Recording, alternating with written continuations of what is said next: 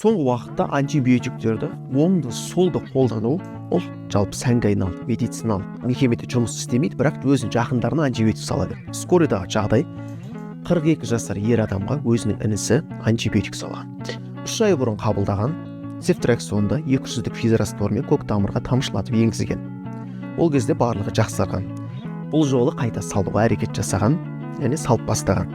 Бірінші салып бастаған кезінде ол басым айналып тұр деген шағымдарына назар аудармаған. Ой, болады онда, ештеңе жоқ.